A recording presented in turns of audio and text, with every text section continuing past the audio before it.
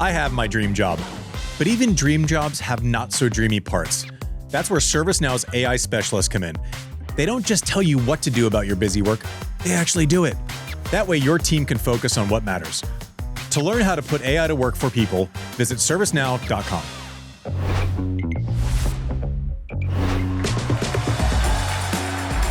Hey everyone, welcome to Serve, brought to you by ServiceNow.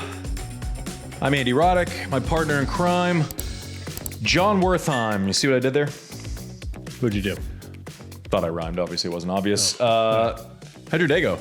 Day 3? Good day. Yeah? Like again, metabolism is my word. This, draw gets cut in half. I'd say when you say the intensity level, a little different than it was yesterday. These events are so fun, but you get the feeling like sanity's setting in with round 2. I mean, round 1 is just chaos, and you can't even keep track of all the scores. Today was a little more manageable.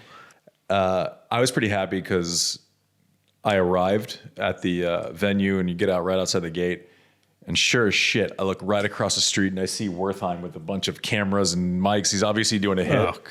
So I only had one choice. Heckle. Which was to heckle. Yeah. Did I interrupt a live? Were you in mid-flow? That was did you have Mike's to cut buddy. and redo it? Yeah, it was who's that? That was Nate Burleson wants a word with you. Oh, sorry about that. who is this angry man on the street shouting during the live hit? All good. No, I thought it was an interesting day. Obviously, the biggest upset of the day. Let's start with Barbora Krejčíková taking out Roland Garros champion Andreeva. I saw a stat. She's won 2 Grand Slams, obviously in singles. She's won 7 in doubles. How many top 5 wins before today has she had in Grand Slams? Ooh. Tell me. The answer is 1. Is that right? The answer is 1. Oh, How many in her career top 5 wins did she have before today? Let's see. 8. 3. 8. All right. This is a Newport-bound player. Oh, she's in the Hall of Fame. She picked it, right? No doubt. I can't tell you how everyone else is going to vote. I can tell you how I'm going to vote. You said upset today. I'd say upset-let. Like mini upset, right? I mean, if you listen to our draw episode, I had Krejcikova written in, and then I just bitched out. Like I couldn't do it because I just thought it was like the less risky option was probably Andreeva to go to like a quarter. Right. But this is one, like nobody wants to see Krejcikova in a draw when she's not seeded. Like she knows how to play in these. She's won fucking 2 slams. Did you watch that match too? I this did was a drama. Match, I don't know how many right? she ended up having. She probably, the count was up to like 7 or 8 match points before she closed.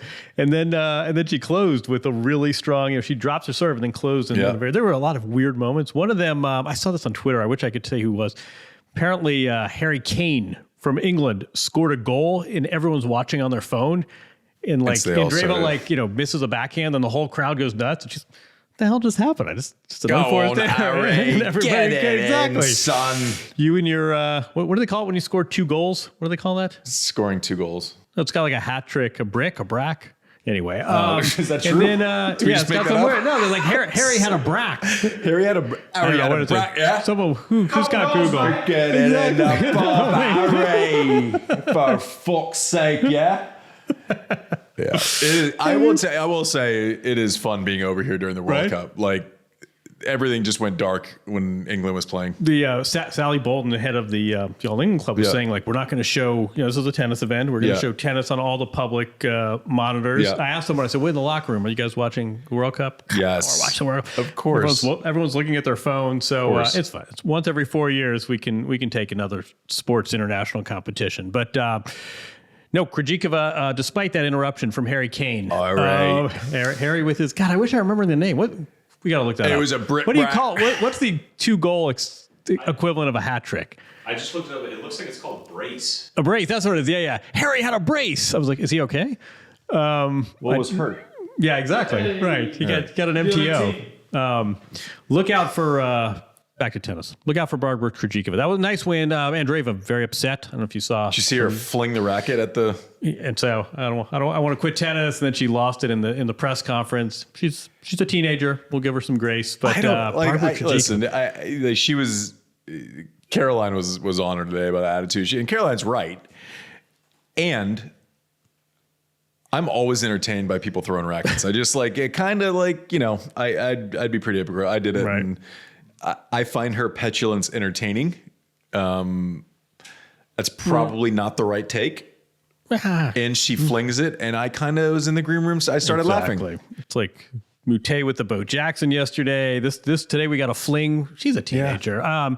You win a major, and you've got a lot of emotion pent up. You've got a lot of expectation for the next major, and then you go out in round 2 and you don't play your best tennis, and you have your opportunities and you don't take them. I get why you'd be a little bit emotional now. It's a good throw. Good throw. Yeah, exactly. I mean, it wasn't as if it was one of those half throws. It's Right. like No, it was like Safin committed. Legit. Yeah, exactly. Committed to the bit. Yeah, but I would have been more upset if it was like a half throw. I don't, Yeah, exactly. I like the full commit. I can forgive that. Own it.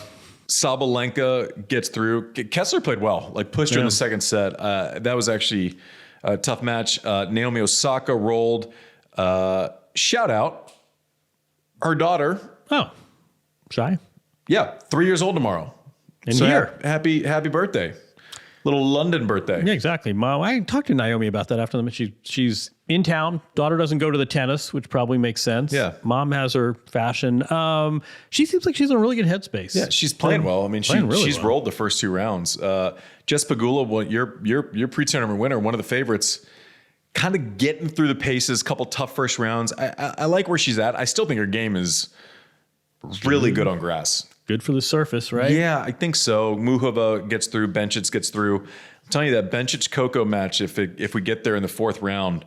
History there. Did you watch much of Coco today? I did. Yeah. Would Thoughts? you? I thought she got through a very potentially tricky match. Well, I got a great Coco story for you after we talked through the match. But no, I mean, did you see, we talked yesterday about Iga, we talked about Grigor. Did you see Coco's reaction to winning that match? I mean, she got out of jail. There's no doubt. I mean, there was a lot of, so the positive first, 10 aces, 5 double faults.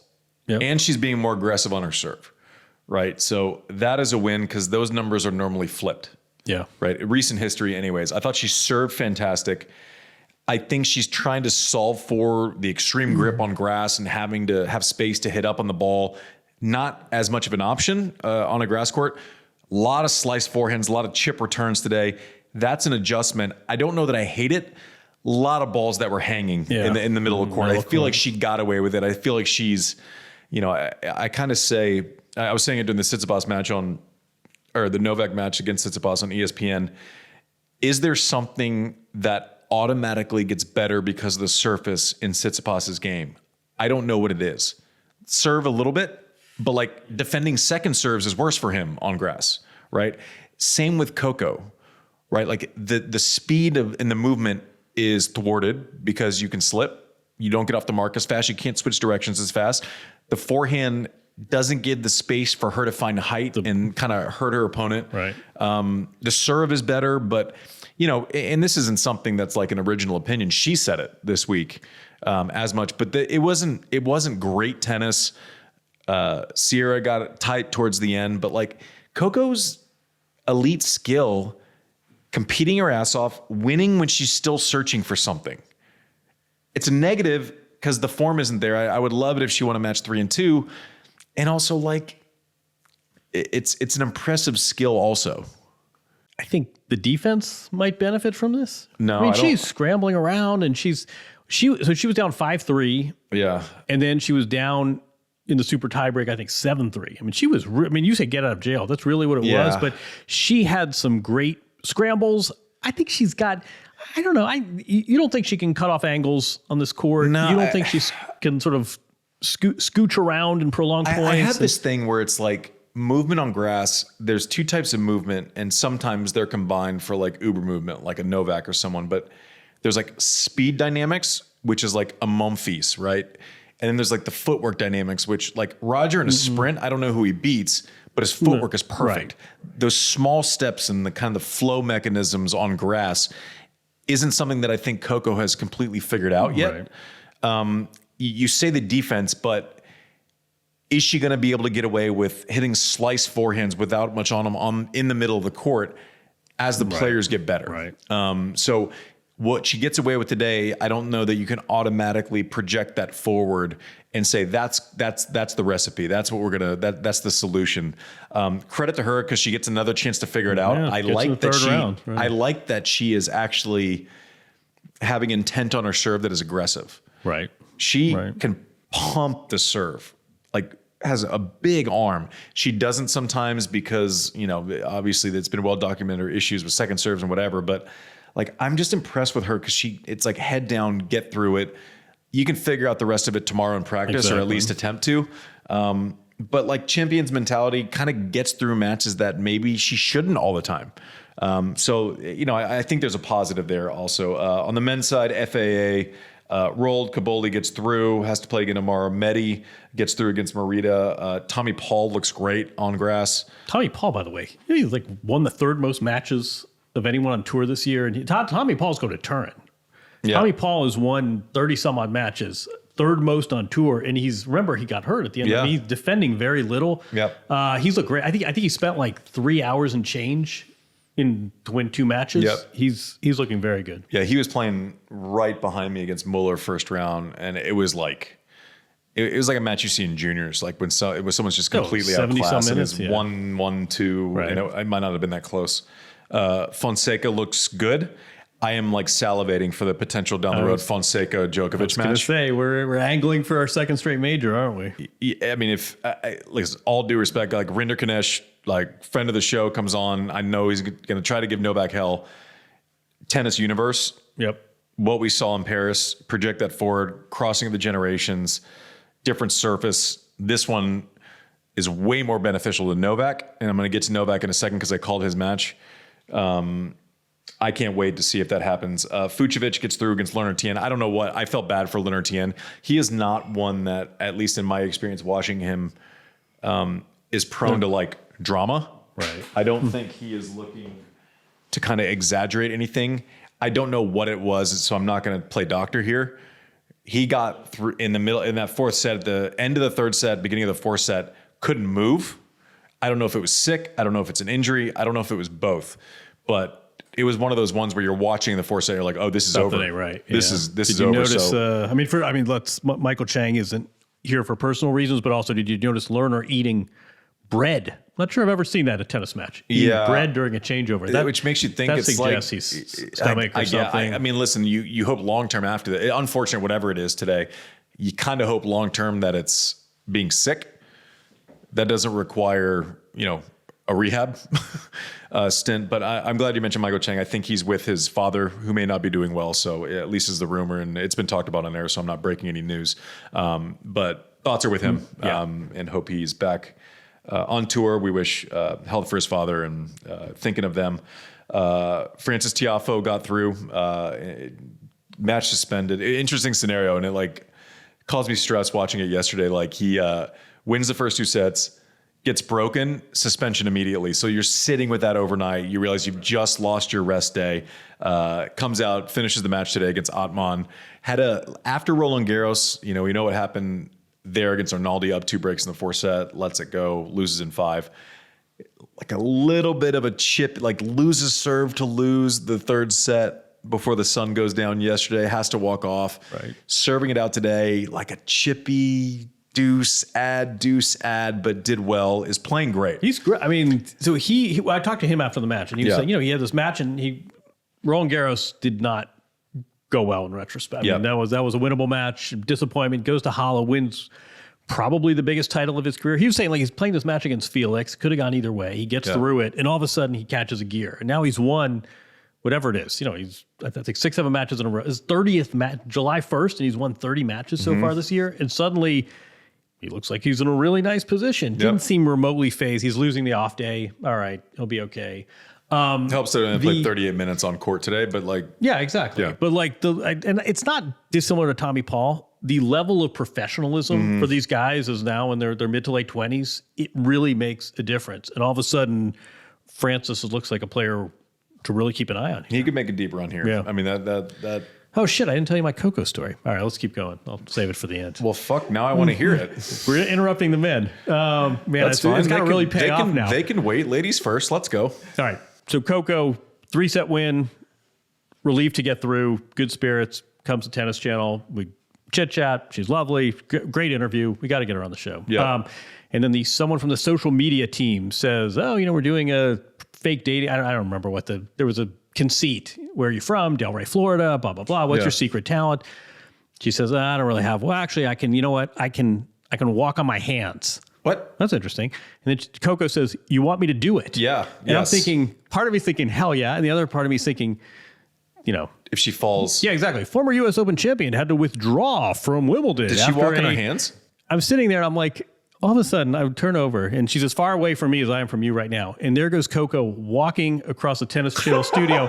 There's got to be, go find, someone has to have posted this by now. Of course. So I don't think I'm giving away any great industrial secrets here. And I'm thinking, A, how cool is Coco? She's the coolest. B, how cool is tennis? We're in the middle of Wimbledon. It's literally like the middle of the Super Bowl. Hey, could you, juggle chainsaws?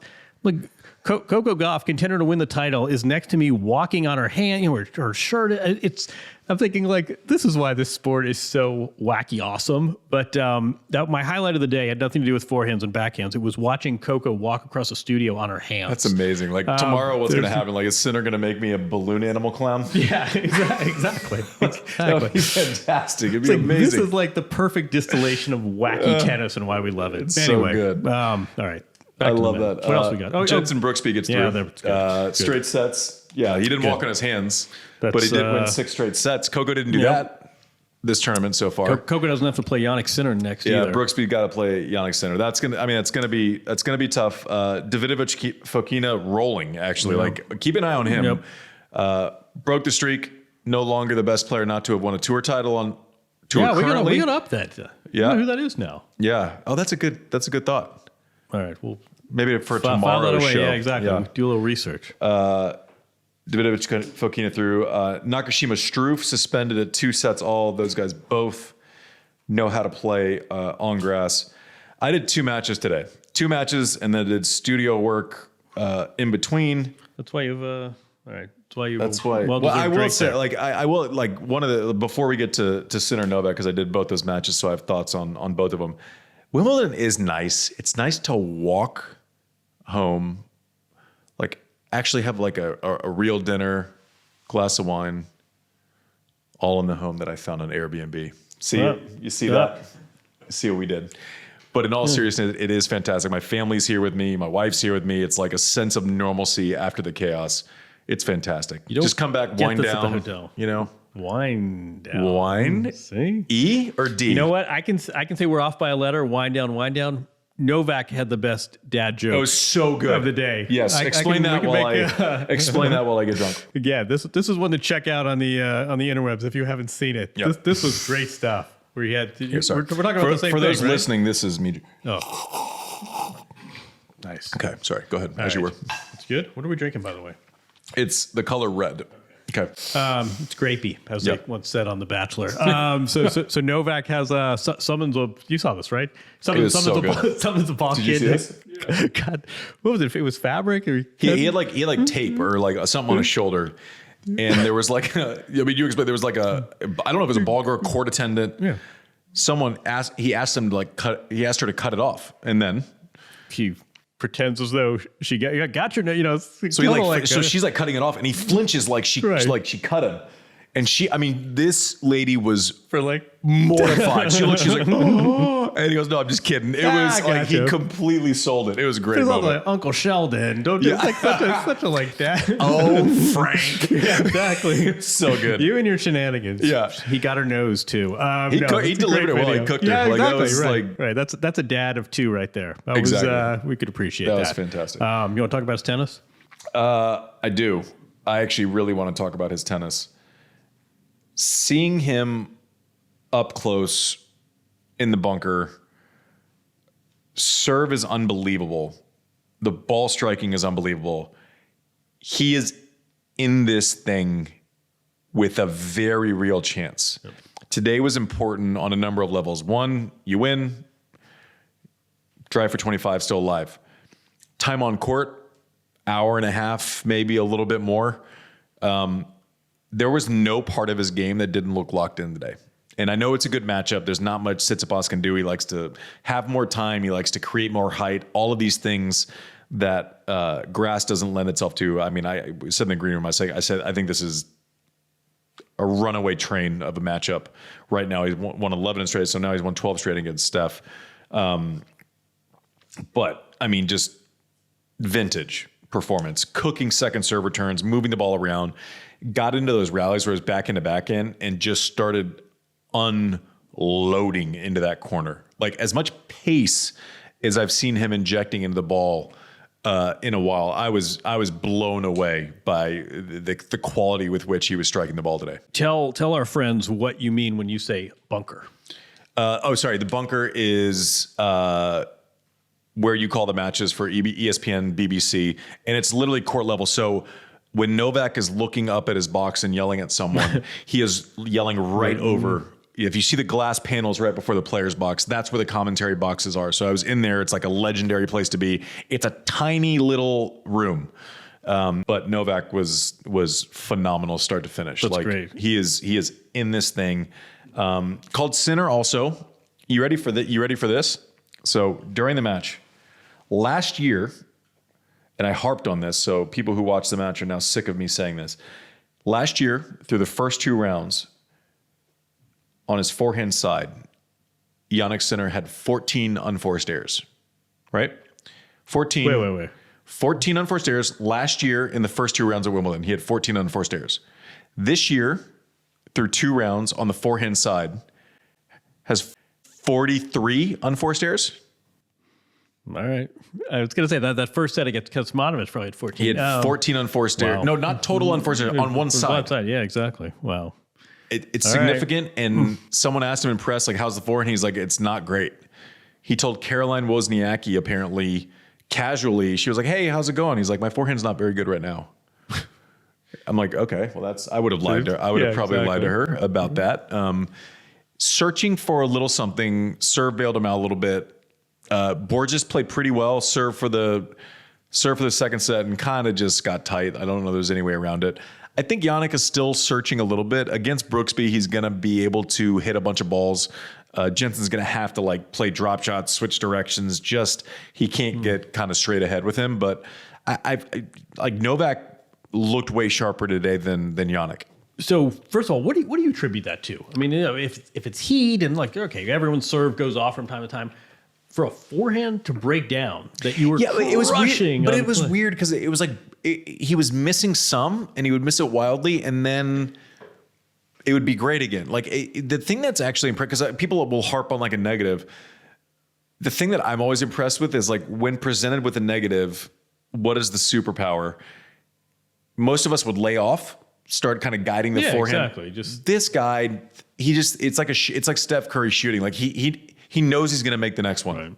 He kept ripping. There was no layoff because my forehand is getting a little squirrely because I, used, the frame on a couple when I shouldn't have. The next one, heavy again. I mean, there's no other gear.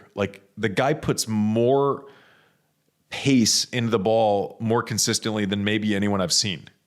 And from extended positions, like Andre, obviously when he was set, give the ball a ride, I've never seen before. Add 6 inches to that equation, and some lag and some margin. I'm also always amazed when I see Jannik in person, and this one was especially cool because I was eye level. He hits it so hard, so when you're watching at home, you can see how hard he's hitting it, but from that kind of above view, you have you can't have any appreciation or enough appreciation for how far he's hitting it over the net. The margin, it looks flat on TV. Right. This thing is really, oh my God, it's clearing the net by 2 feet every time. It looks like the sort of slappy. I mean, it's very effective. It's got an arc to it even when he rips. Even when he goes rip city. If it's not flat and inside out where it's kind of the trajectory is laid off and side spinny, the amount of margin he has over the net on an average forehand is shocking considering how hard he hits the ball. It's amazing. How many forehand errors? 40-something through two rounds. Wow. And last year he had 14. In 8 sets, so that's... Another one for you. Last year, there wasn't a single match where he had more backhand winners than forehand winners. This year he had 6 more backhand winners today he had 6 more backhand winners than forehand winners. Which way does that cut? He's dialing in his backhand, or that's a function of how off his forehand is. I think forehand. I think the backhand is like the one that doesn't go. Right. I think maybe even similar to Rafa. Like when Rafa was going Rip City on his forehand and it was landing, you had no chance. I think when Jannik finds his range on his forehand side, it's something similar. And I don't know that he's completely satisfied with the range on his forehand yet. And we're nitpicking. It's round 2. I was going to say, like, if he goes out and plays great in the semis and routes someone, we're not. This conversation is gonna be like a fart in the wind. Exactly. Like it's just out of here. So it is surprising that he's missed as much as he has off that side through the first 2 rounds, and also like you put more stock in a sample size of the last 4 years and 4 majors, and it would surprise no one if he turned it around in one match. But something to keep an eye on moving forward. You ready for the stat of the day? Brought to you by ServiceNow. What do you got? This is a cool one. This is one where it's like, this is fucking legit. All right. 21. 21. Should I guess what that is? No, you don't have to guess. All right, what do you got? Sabalenka, you know this, has won 21 straight tiebreakers in Grand Slams. That's insane. That's a joke. That's a joke. Her tiebreak record can legally drink anywhere. It's like 21 straight breakers and slams, like the most pressure-packed situations on earth. She's won 21 straight tiebreakers and Grand Slams, winning her 21st over McCarty Kessler today. That's absurd. Novak, I think, had the men's record was like 19. But what? Okay, so this is different surfaces, right? This is different opponents. Some of these are early rounds of majors, and other of these come in crunch time. These are in majors, so in baseball terms, like the leverage, the pressure point would be the highest. That's extraordinary. I mean, there are a lot of sort of fudgy tennis statistics, and you're not quite sure how clean the data is. This is which one's the fudgiest? No, I'm saying when you have. Yeah, no, it sounds like a commercial for kids' cookies. Yeah. How many break points squandered? Yeah. Shai's birthday cake tomorrow. Happy 3 years old. 21. Yeah, the fudgiest. They're fudgiest. I'm doing the math in my head right now. I mean, I can't make it but some of those are going to be super tie breaks, presumably. But that's a great stat. 21 straight. It's absurd. The other thing to watch out for, it's not the stat of the day. But it might be soon. If I was to say 105 to you after Novak's next win, the amount of matches that he's won at Wimbledon, which would tie the all-time record with Roger Federer. Oh, is that right? Little nugget. That's a good one. He wins 2 more matches. So he'll be potentially playing Fonseca to eclipse Roger Federer's all-time Wimbledon match record. Yeah. Pretty crazy. And the other crazy thing is that he's won like over 100 at the French Open and Roland Garros. The French Open and Roland Garros, you moron. French Open and Australia also. It's not bad. I was gonna say, this isn't even on paper. This isn't even his best major. Yeah, it's a joke. Yeah, that's a joke. I like him. We all know the numbers at this point. And I was saying on there, like, it's still impossible for me to actually digest them properly when you actually think about what that means. Also, I'm thinking, I saw a great statistic on Novak. Now, God damn it. Now I'm forgetting what. I think Paul Goldstein is the last player to have beaten him in the first round. 2006 Australian Open. Very good call. Yeah. How about Paul Shout Goldstein? out Paul Goldstein. Yeah. Head coach at Stanford. How about, do you know? I got another one for you. Do you know got? who Paul Goldstein beat in the 1992 Kalamazoo final, 16 and unders? Who? 1992.